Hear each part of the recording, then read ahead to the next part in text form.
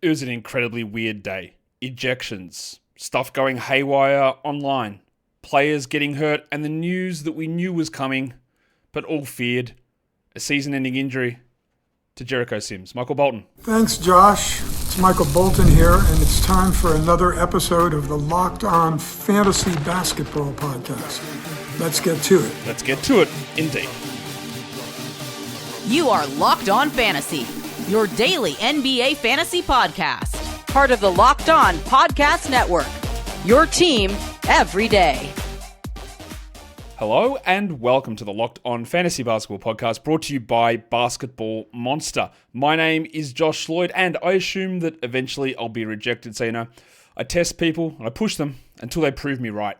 I'm also the lead fantasy analyst at basketballmonster.com, and you can find me on Blue Sky at joshloyd.bsky.social, on Twitter at redrock_bball, on TikTok at redrock_bball, and on Instagram at LockedOnFantasyBasketball. Today's episode is brought to you by PrizePicks. Download the app today. Use the code LockedOnNBA to get $50 instantly when you play your first $5 lineup. PrizePicks, run your game. Also, double bang, the video, the audio. Check out LockedOnDaily.com as well for newsletters. Your favorite team, your best newsletter in your inbox 5 days a week. It has been an incredibly weird day today.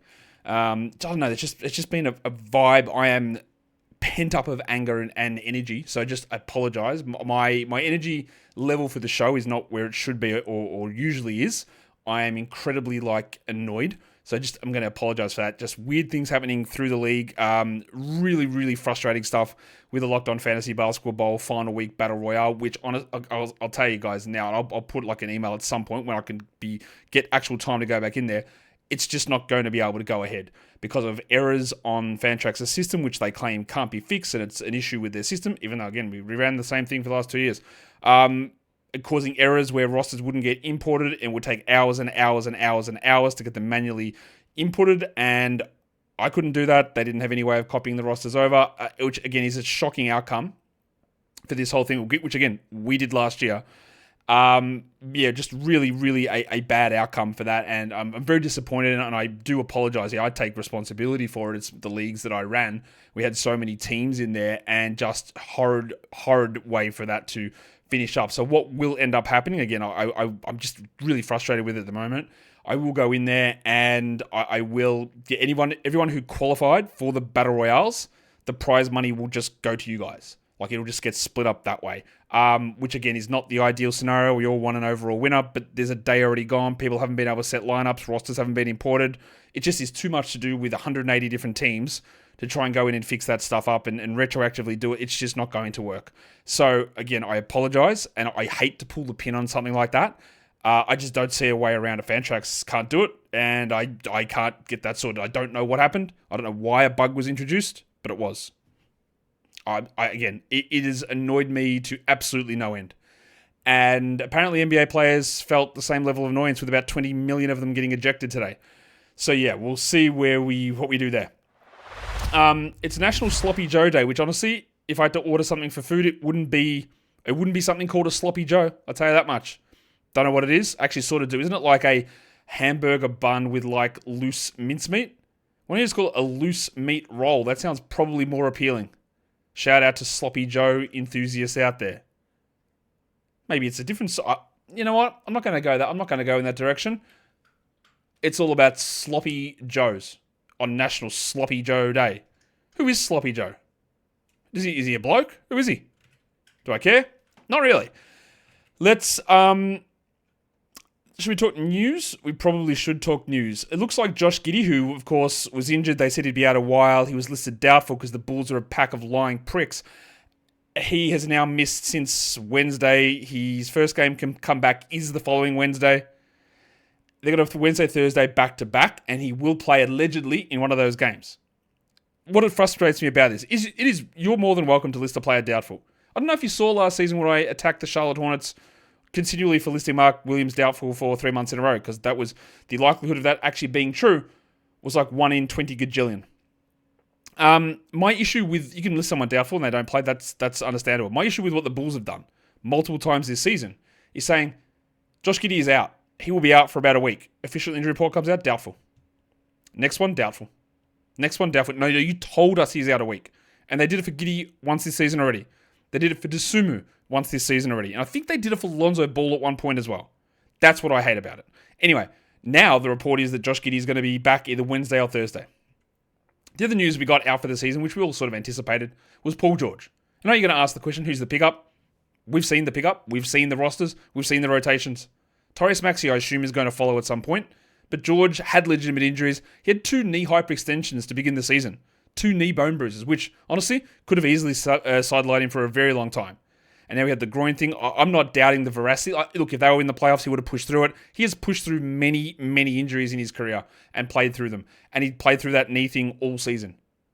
It's just been a terrible year for him and for the Sixers, and he is done. We've seen guys replace him. He hasn't played for 2 weeks.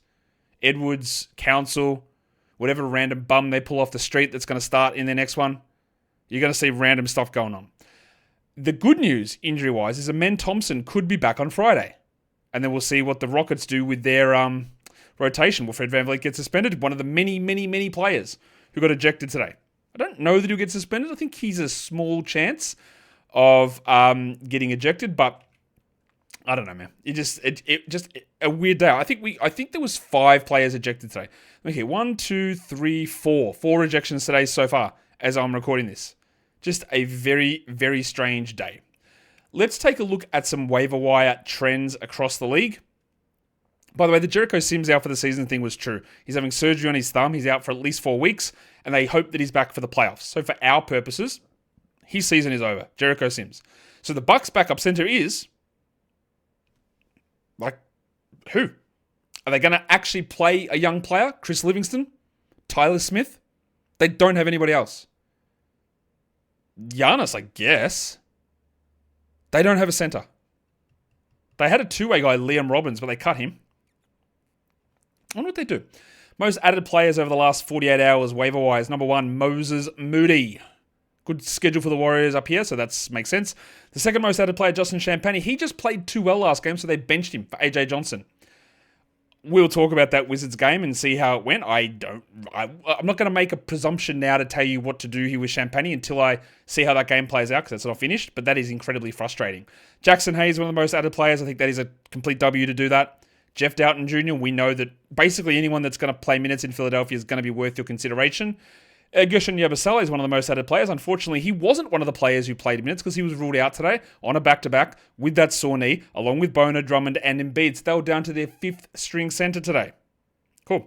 And then Trey Jones. With Giddey out, he is worth using. With Giddey and Ball out, he's got much more value. And then even though Giddey does return through the week, Jones is able to maintain a level of value because Ball remains out. I don't think Ball is coming back. If he does, then we can reassess that with Trey. The most drop players. Chris Dunn. He's actually returning for their game on Tuesday. I get dropping him. Totally makes sense. Cam Thomas and Paul George dropped. Easy, done for the season. Easy drops. Zach Collins. Yep, that was a dog's ball one. We knew that was like gigantic canine testicles. That was not going to be one that sustained. It didn't make any sense. It's not only is it a bad day, but apparently I'm re-going through puberty. I am at real risk of saying something like incredibly rude / funny / offensive. I've got to really be careful. That was obvious. He's a drop. Aaron Wiggins, drop. And then Cole Anthony, injured as well. These all make sense. And there's nothing really major to get into with those ones, I don't think. We're going to come back and we're going to talk about these 10 games. Today's episode, though, is brought to you by the rooting legends, Hungry Root. When it comes to grocery shopping and meal planning, well, you have these problems, right? Do you have the time? Do you have the energy? Do you have the inclination? Do you care? Do you know what you're doing? The answer to those may be yes or no, I don't know. But what Hungry Root does is it means you don't have to ask those questions, because Hungry Root gets healthy food easily to your door. Recipes, under 15 minutes you can get them done in, plus whatever sort of health goals you want. Anti-inflammatory, gluten-free, high protein. It's all there. It's healthy. It's on your doorstep. It's like a personal shopper and a nutritionist all in one. You're going to love Hungry Root as much as I do. For a limited time, get 40% off your first box and a free item in every box for life. Just go to hungryroot.com/LockedOnNBA and use the code LockedOnNBA. That is hungryroot.com/LockedOnNBA. The code is LockedOnNBA to get 40% off your first box and a free item of your choice for life, just like the NWO. hungryroot.com, LockedOnNBA. The code LockedOnNBA. Don't miss out. Not a suggestion, an order.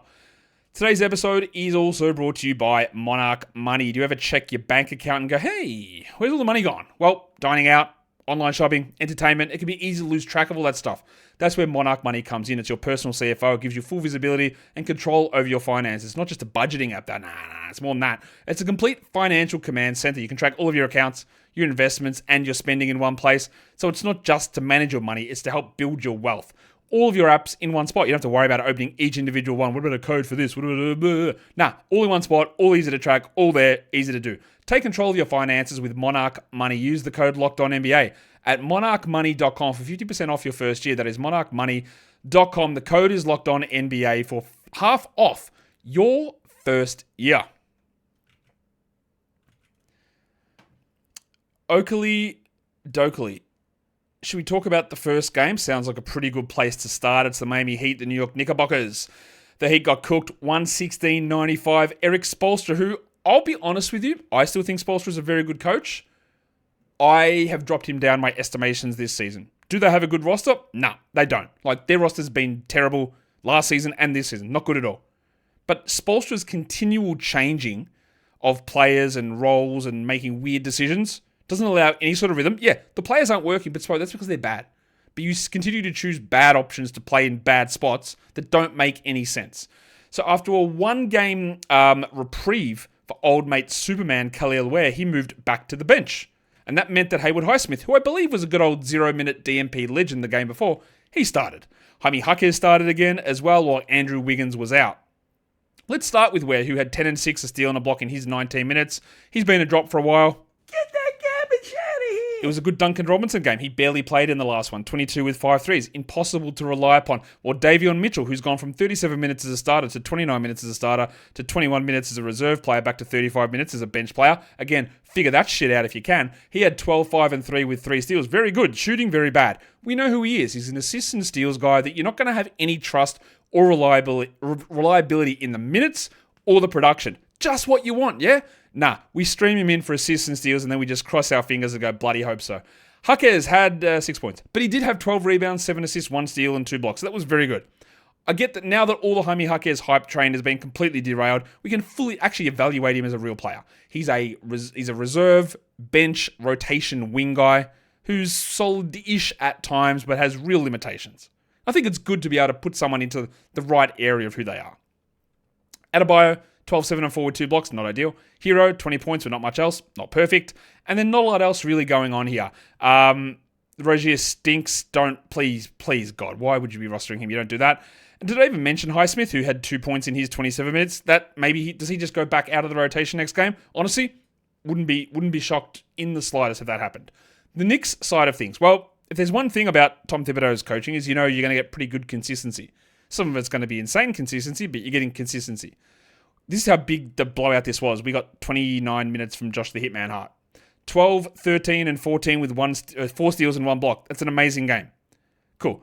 That's great. He was down a little bit. It's good to get that production. What I want to highlight here is that Mitchell Robinson played 24 minutes. 10 and 9, 2 steals and 2 blocks. Now, I highlight that for a reason that you might not think that I'm highlighting it for. I'm not highlighting that for Mitchell Robinson to say, hey, he played 24 minutes, you go and grab him. I'm highlighting that to say he's capable of playing 24 minutes. Meaning, if he does not play 24 minutes in games that they don't win by 20 points, it's not because of health, it's because they don't want him to. And that is a key point, I think, when evaluating how these guys go. Because we hear coaches lie. We hear coaches use minutes restrictions for reasons and examples all the time. But we have a data point now that he can play 24 minutes. So if he plays 17 minutes as Towns' backup, it's because they want him to be Towns' backup, nothing more, and they'll only extend him in certain situations like blowouts. It's not health related. It's a key data point. Look, I don't know which way it goes. I don't know what they do. Do they start playing them together? Or is this just like, hey, he can do this, we just don't want you to. And that gives you more of an idea of how to deal with Robinson moving forward. Only 29 minutes for Juice McBride, like he was fine. 10 points, 2 threes, 3 assists, and 2 steals. You can just keep using that on the days where it makes sense. Well, Anunoby, who's been very, very good, was not. He had 9 with a couple of blocks, and Townsy had 23 and 7. Not much more to take away from this game. I just think that Mitchell Robinson thing is a really key point. And I think often at times, it doesn't, I try to mention it as much as possible, but it doesn't always get talked about that in that same manner that I just spoke about it. The next game, almost a 50-point victory for the Pistons, and they needed one. They'd lost like 2 in a row, 3 in a row, I think. 127-81 over the Pelicans. Again, you're going to see weird lineups. We got, again, how can you tell it's weird? Simone Fontecchio played 23 minutes. He had 23 points with 7 rebounds and 5 threes. He shot just a casual 90% from the field. Do you care about it? Absolutely you do not. You don't care about any of it. What you can do, and I feel pretty confident in this, is you can drop the ass of Asar Thompson. Get that garbage out of here. I'm not going to blame Bickerstaff for not playing him up to the minutes restriction that doesn't exist, because it was a blowout, but 18 minutes. Cade played 30. That shows the differences between the guys. 9 and 4, 1 steal, 2 blocks. Duran had 9 and 7. Hardaway did nothing. Toby Harris had a stinker. And Leaky Beasley had 11 points with 3 threes. All right, all interesting enough, but it's just a 50-point win. So a lot of that stuff you don't need to pay attention to. The Pelicans side of this is, there's some stuff in this one. Zion Williamson returned. That meant Khalil Makovich moved to the bench. Yves Missi returned. Bruce Brown went to the bench. And honestly, Zion, somehow Zion resurrected his game. He was not very good in the first half, but in a game they lose by 50, in only 28 minutes, the big fella put up 30 and 6 with 2 blocks. 15 free throw attempts, hit 80 of them. He didn't hit 80 free throws. That's a lot of free throws. He hit 80% of them. I know that a lot of us understand it and a lot of us have noticed it, but I think it's being very much overlooked how good he has been over the final 2 months of the season. Really interesting. I guess the big news in this one, though, is that Trey Murphy got injured 49 seconds into the game. Hurt his shoulder. They said X-rays are negative. Let me drop it all out here. Let me just flop it for you and give you my thoughts on it. That's it for him. Like, that's done. There's no way that he's playing again. There's no way. I can't be 100% confident on it because A, I'm not a doctor. B, I'm not there in New Orleans. So I can't tell you, but I can tell you. He's not coming back. He landed on his shoulder, immediately grabbed at it. It looked terrible. Honestly, I'd be more worried here. The chances of Trey Murphy playing again this season, to me, are much, much lower than the chances are that he had a significant torn labrum and is going to be out for 6 months that impacts the start of next season. That's how worried about it I am. That's based on nothing apart from watching NBA games for years and years and years and recapping every single game for the last 10 or 15 years, whatever it is. That is a worrying injury. And I know you'll say, do we drop him now? It's a risky call, right? But if you're in your finals, there's no shot he plays this week. Like there's no shot he plays this week. Again, all of this stuff becomes down to risk management and how you want to deal with it. If you dropped Trey Murphy right now, I think that it's a fairly good chance that you won't regret it. As good as he is, there's just no way that he plays. So the question now is, what do you do? Who do you add? Is there anybody you add? Well, the guy that started the second half, interestingly, was Jose Alvarado. Was he good? Not really. He had 3 points in 28 minutes. He shot 10%. But shooting 10%, that's actually a really good result for a Pelicans guard. Because CJ McCollum shot 7. We'll talk about Jose. We'll talk about CJ in a bit. Would I add Jose Alvarado? I would consider it. Look, he's going to be better than 10%. He's going to be better than 11% on threes. That is just going to be the facts. If he starts, I'm not sure that he will. It could easily be Jordan Hawkins. Easily. He's a shooter. He had 6 points with 2 threes. He's also incredibly bad. So I don't think that I'd rush to add Jordan Hawkins personally. He might have some moments, and that could easily happen. But I'm not going to rush for that one. Jose, I'm more interested in.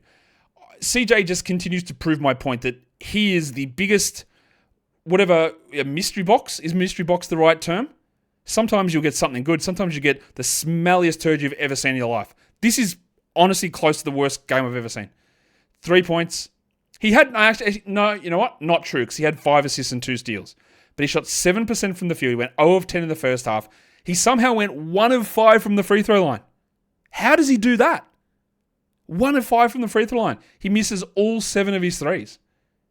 And then he has no turnovers. What? This is the most... I don't think that it's true, but could he be the most frustrating player in fantasy just because it's just like, what are you giving me? At any point, what are you giving me? If you dropped him, again, you wouldn't regret it. He's not even a top 100 player for the year. He's not a top 160 guy over the last 2 weeks. In points league, it's a little bit different. It's just frustrating.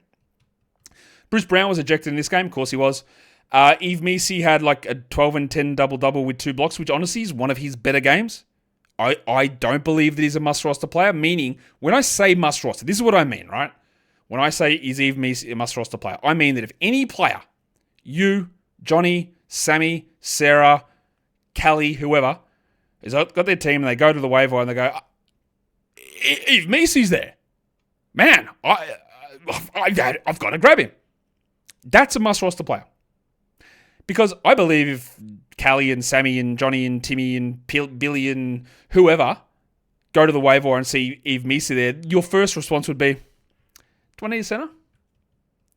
I actually need some assists. And then you'd let him go.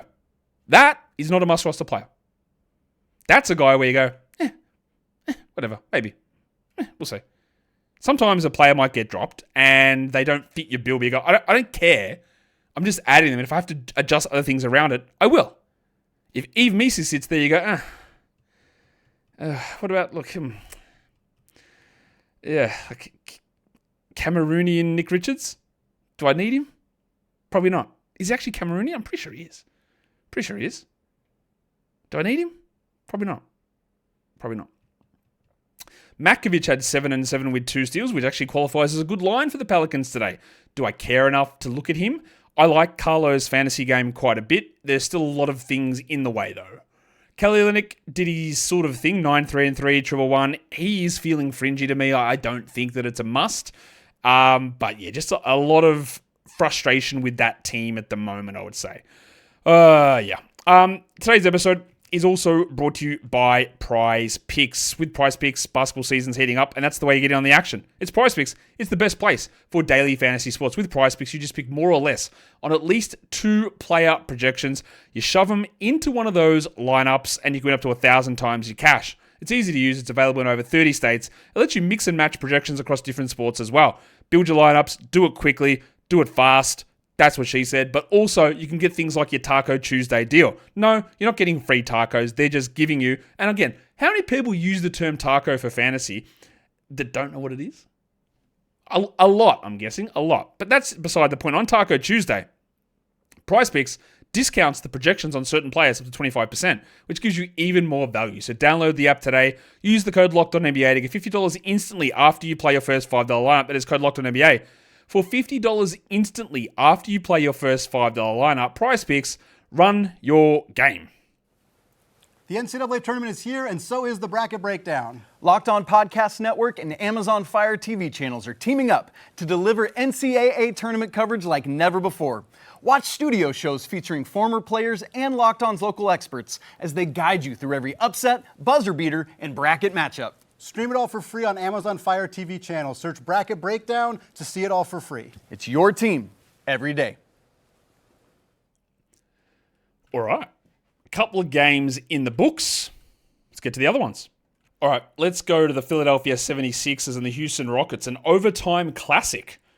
O'Shea Brissett was the 76ers starter at center because Embiid was out and his replacement, Gershon Yabusele, was out and his replacement, Andre Drummond, was out and his replacement, Adem Bona, was out. So O'Shea Brissett started. They lost in overtime. They're pretty happy with that result, I'm guessing, because they were winning most of this game and it required an Alperen Şengün missed free throw tip-in to get it to overtime to begin with. So they'll be pretty happy to get the loss because things are getting pretty interesting towards the bottom half of the NBA standings. Let's talk Sixers and see if we can make anything out of this because I'm not sure how much we can, to be honest. We know George is done. I'm going to go ahead and assume that the following players are out for the season. Kyle Lowry, done, right? That's done.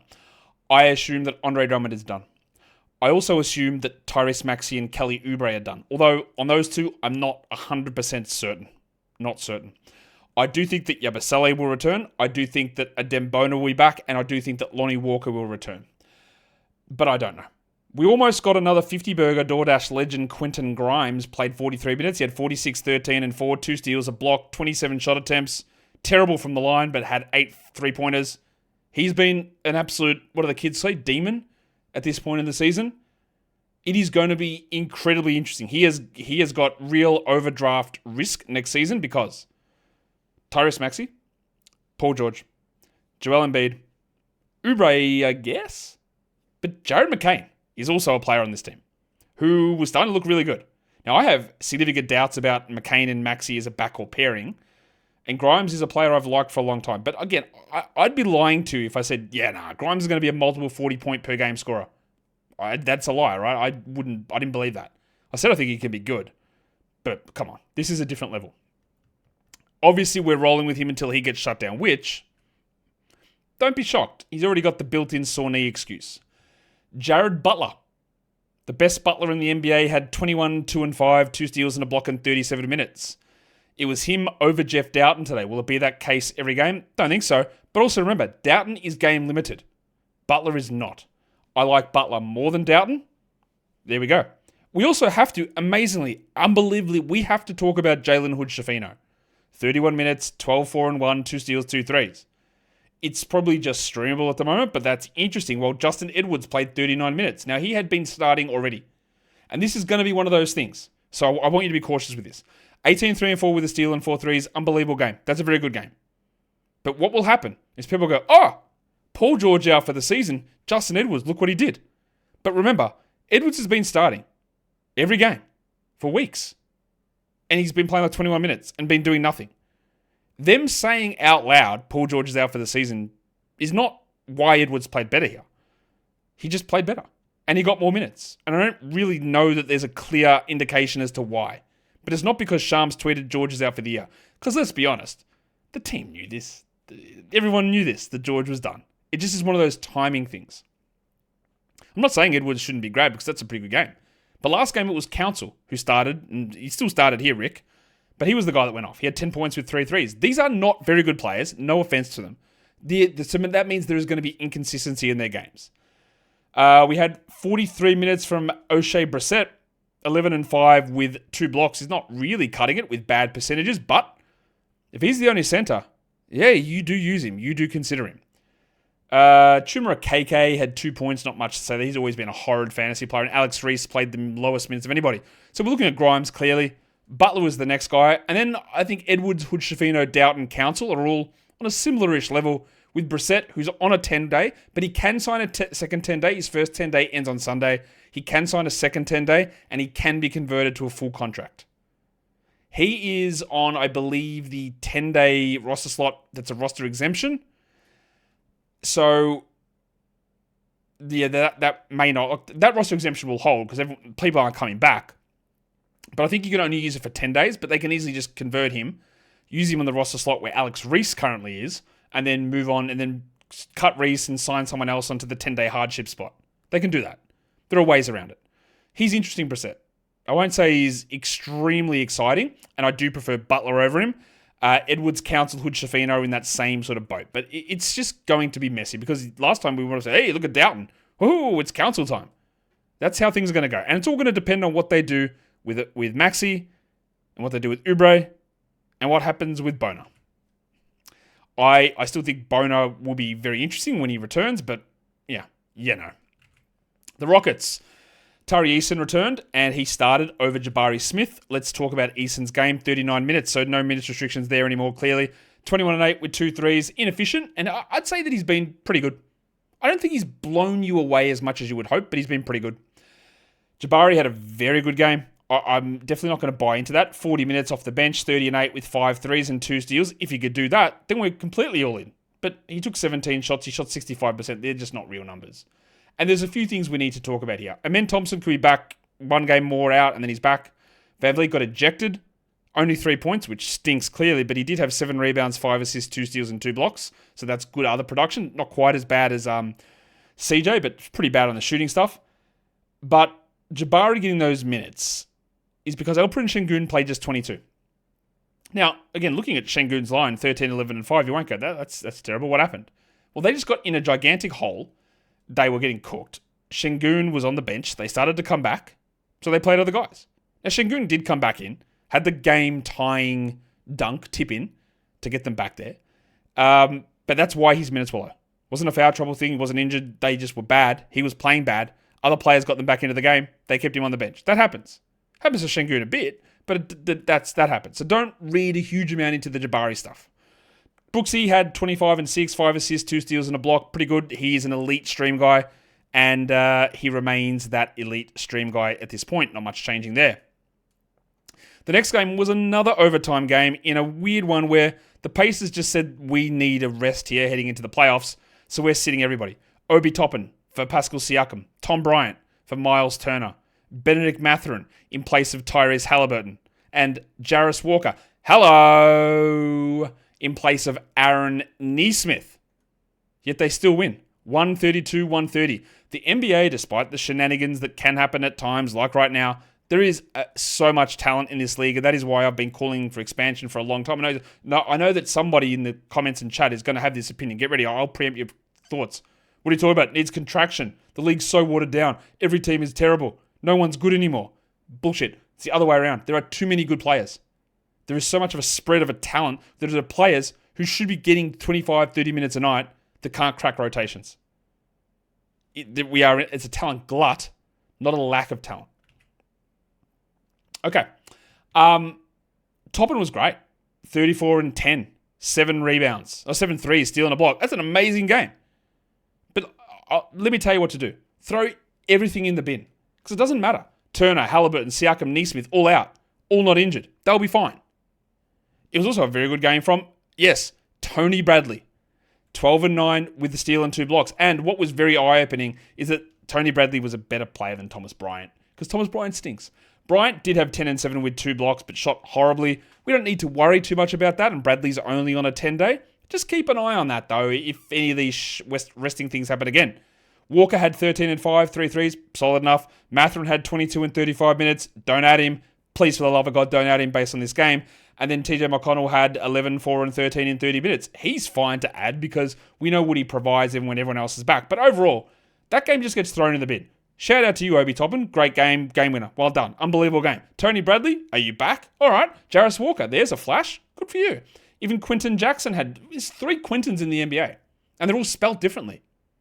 Don't see that very often, do you? Quentin, and Quinton. It's not a common thing. Anyway, nobody cares.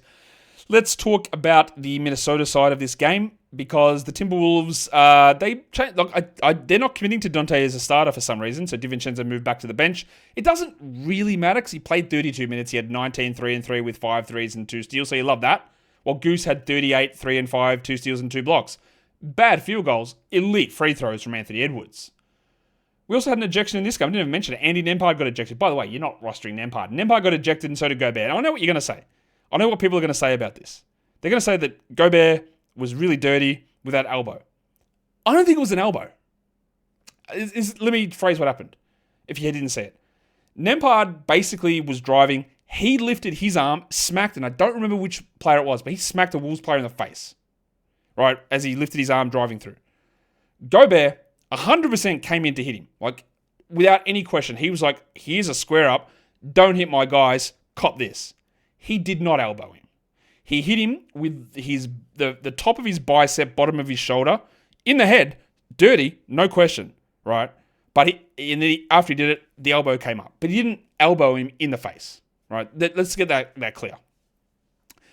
He gave him a bump with his bicep/shoulder into the head. Dirty play. No question about that. But it was a retaliation from Nembhard hitting the other guy in the head. And then Nembhard threw the ball at Gobert, and they both got ejected. I don't think Nembhard's at any risk of getting suspended. Gobert maybe, but again, you will see it tweeted, oh, he elbowed him in the head. I don't believe he did. I think the elbow comes up after the contact, and he hits him with bicep.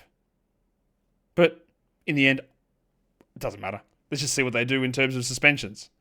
So Gobert was out of this game after 22 minutes. Randall played 41 after low minutes in the last one, and he'd been playing really well. I won't say this was his best outing, shooting 46 from the field and 60 from the line. 17, 6, and 4 overall. Not his best game. Naz Reid was able to do more with Gobert out, so that helps his case. He had 21, 3 threes, and 4 rebounds, but overall, it's not a great game. It's good. It's not great. Well, Jaden McDaniels, a little bit of a pullback there from Jaden, who's been playing awesome, obviously, for 13, 7, and 4 and a triple one. Not his best work, but overall, we're okay with that. Conley had a really good game. He played 32 minutes, in fact, 9 points, 5 assists, 2 steals. He's a very strong, like, Davion Mitchell type assists and steals streamer. Better than Davion, better than TJ McConnell. That sort of a player, but not someone you want to look at as a must-roster guy. I'm going to give you a tease so you make sure you stay through to the rest of the show. We're going to be talking about Colby Jones and AJ Johnson later on the show. So the big names are coming. Don't worry. We've got that stuff coming in store for you later on.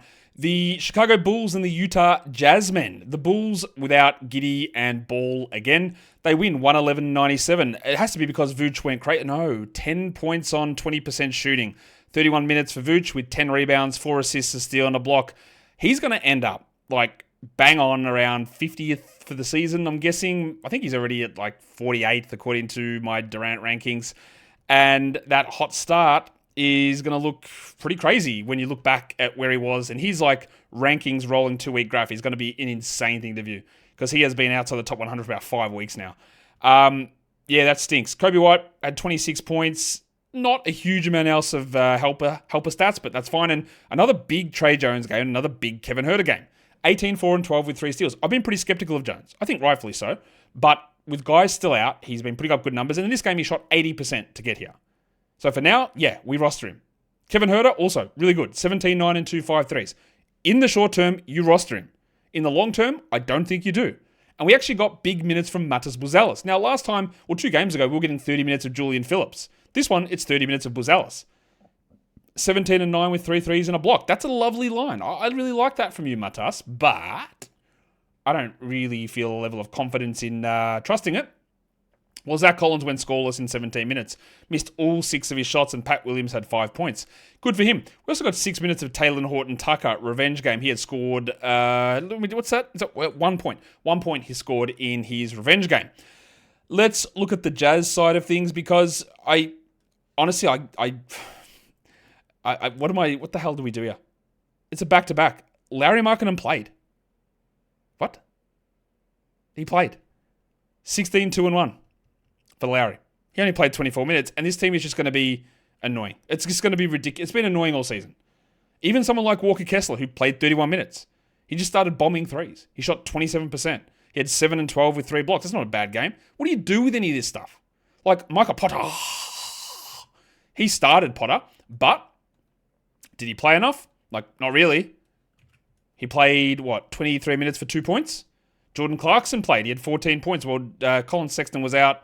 Mihailuk didn't play. KJ Martin didn't play. Johnny Juzang had 16 minutes for 8 points, and Kyle Filipowski played just 24 minutes for 8 points. Honestly, you just dropped Kyle Filipowski. Get that garbage out of here. It looked like it was shaping up for a good run for him. It's not. See you later. Bye-bye.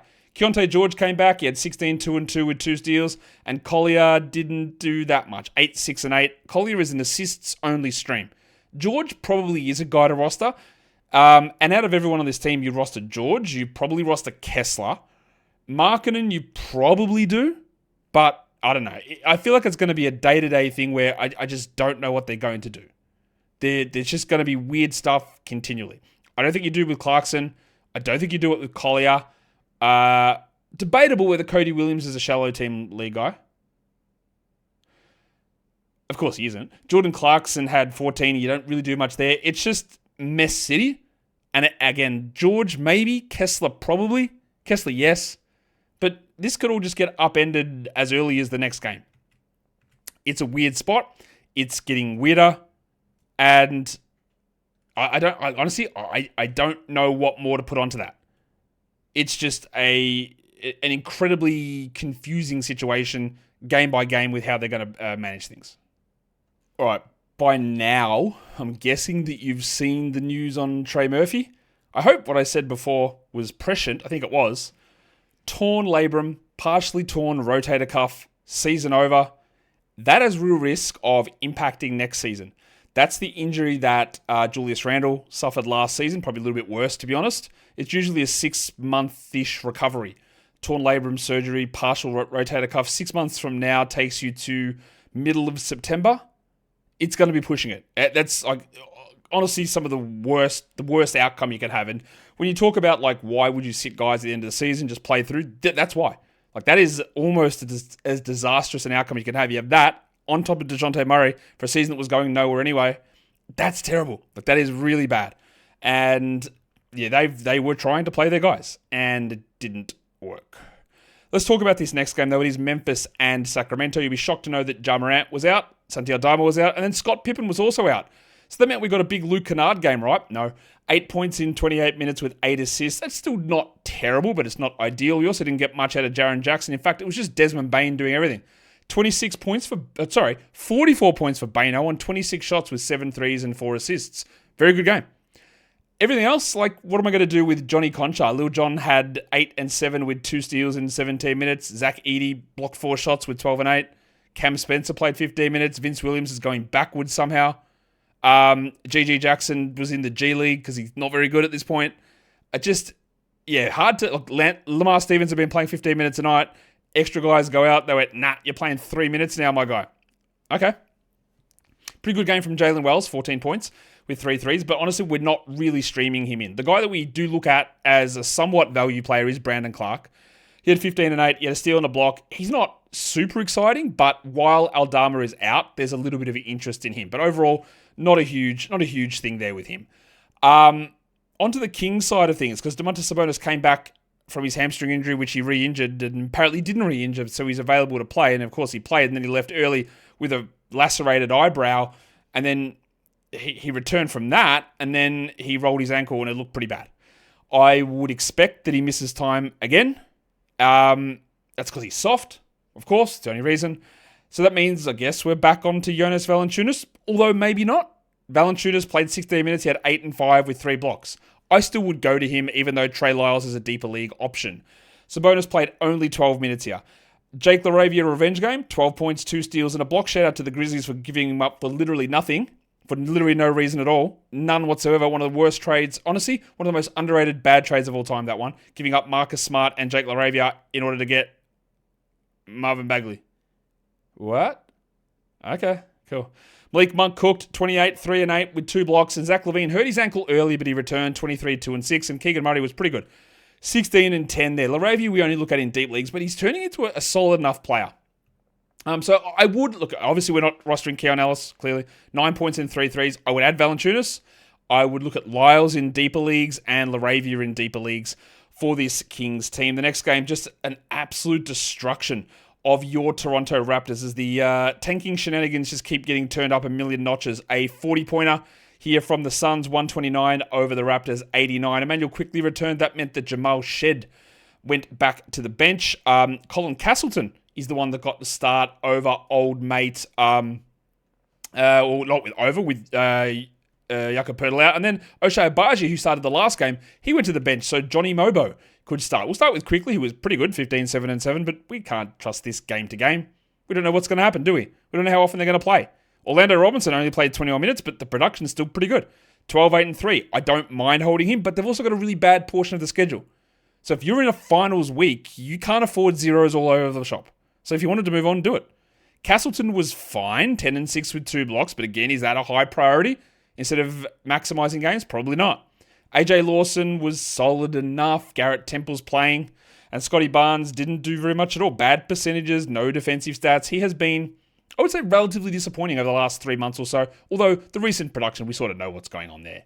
Jamison Battle had his 14 points and 4 threes. He's a points and threes sort of a streamer, while Shed had 3 points and 4 assists. But realistically, we're just going to try and figure out, because remember, they've got a horrific schedule. This is one of the games against one of the not terrible teams they play. They're horrific in terms of easiness of opponents. Like, they're easy. They're incredibly bad teams they play. So what are they going to do? I would try with holding Robinson, less interested in Castleton. But like Poeltl and Barrett didn't play here. No Dick, no Roden. These guys are going to be sort of in and out of situations that it's just honestly going to be very, very tough to try and figure out when it's going to happen game to game. I wouldn't feel comfortable with the Raptors. Robinson may be an exception, but I wouldn't feel comfortable looking at any of them and going, yeah, no, that's a guy I'm holding and loving for the rest of the season. And even some of the guys that you do think might be that player turn out to not be that player. For Phoenix, Bradley Beal pinged a hammy last game and he's out for at least a week. You can go ahead and drop him. That should be longer than that. Why don't they put him out for longer? I don't know. It was a solid game for Royce O'Neal, 11 and 10 with 3 threes. It's at least streamable, while Osa Iguodala looks to be getting those minutes ahead of Mason Plumlee. So deeper leagues, you want to pay attention. 9 and 10 for Iguodala. He had a steal and a block. That's useful enough. Ryan Dunn was good. Again, 17 and 6 with 3 threes and 2 blocks. I'm a little hesitant to look at Dunny as a 12-team guy, but anything deeper, interested. What they didn't do is they didn't start Tyus Jones. They started Colin Gillespie. Now, it didn't really matter because Jones got the starting minutes. 15 and 4 assists with 4 threes, while Gillespie had 3 points in 16. And Jones is probably the guy to look at with Beal out, although again, I think his upside is relatively limited. BDNR played 12 minutes. He was too busy winning leagues, I guess. 10 and 4 for him in those 12 minutes. Not much else going on that Suns team. Iguodala, interesting for deeper leagues. Royce O'Neal, okay for the shallow streams now. Cody Martin played 90 minutes. And the 6 assists and 3 steals for him, a good Cody Martin. I just don't think we can really trust it. And then Tyus Jones got a bit of a bump with Bielo out.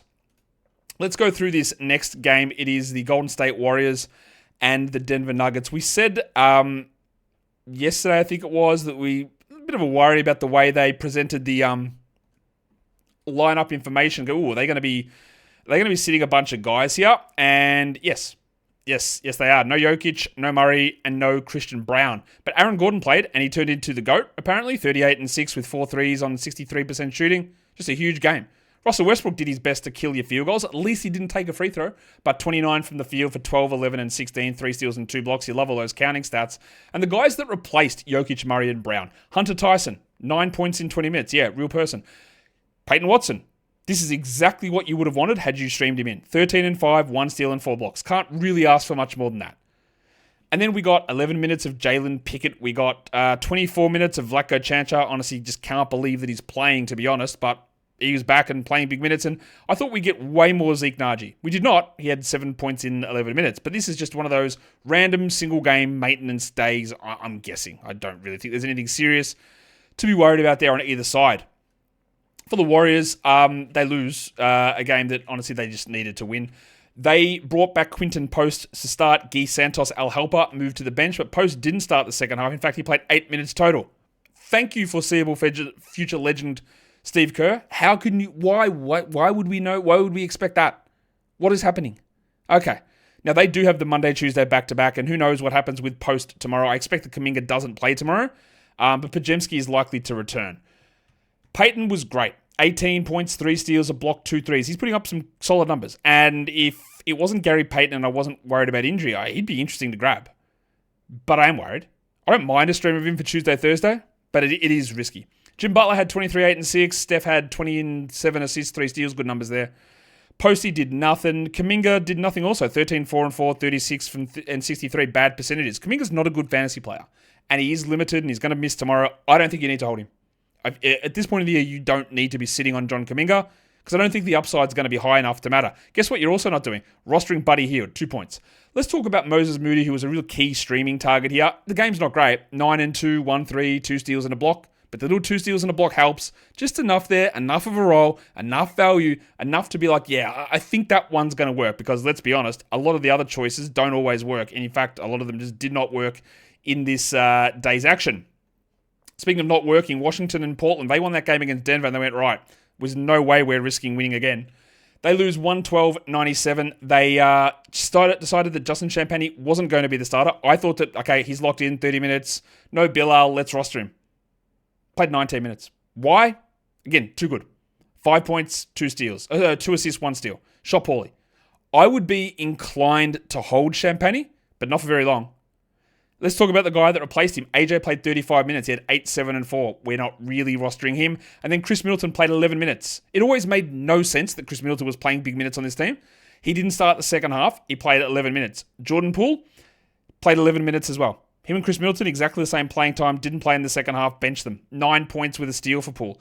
I wouldn't be dropping just yet, but we could get there. They just said, cool, we are full tanking. In fact, even Alex Sarr played only 22 minutes. He was good in that time, 20 points, 3 threes, and 2 blocks, and he's really starting to show something. But it's turning into a team where like even Keyshawn George is too good. He played under 20 minutes, he had 11 points.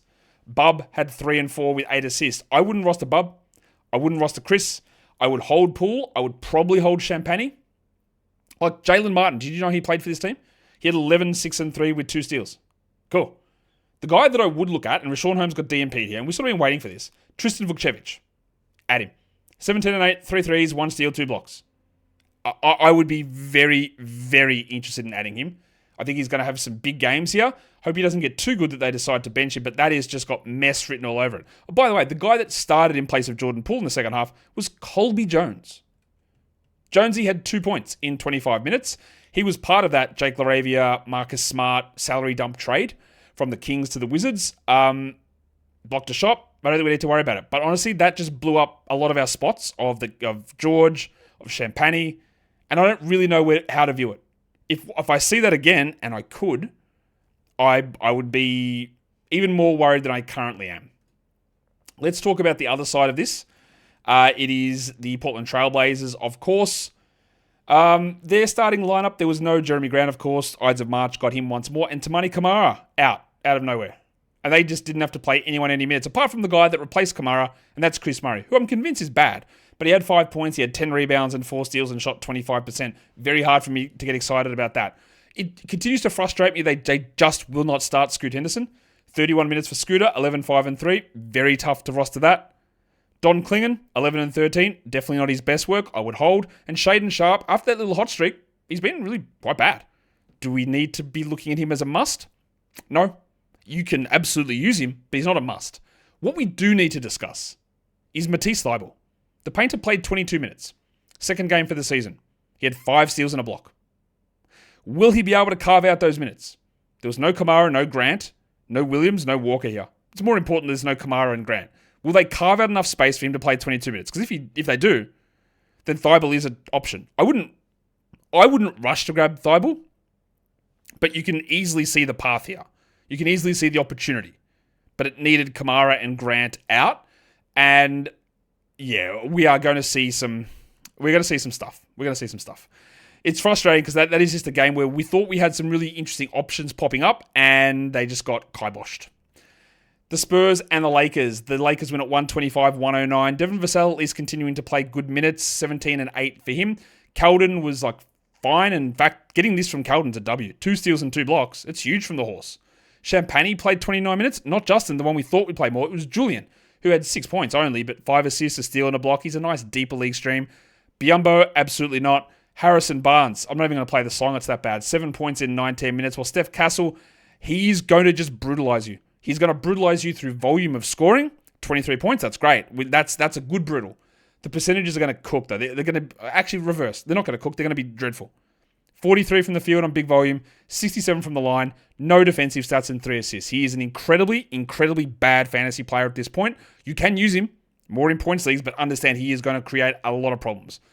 Deeper leagues, Blake Wesley is going to be an option. 7, 3, and 5, 2 steals and a block, and he is getting a lot of that value there that De'Aaron Fox gave up when he went out for the season-ending surgery.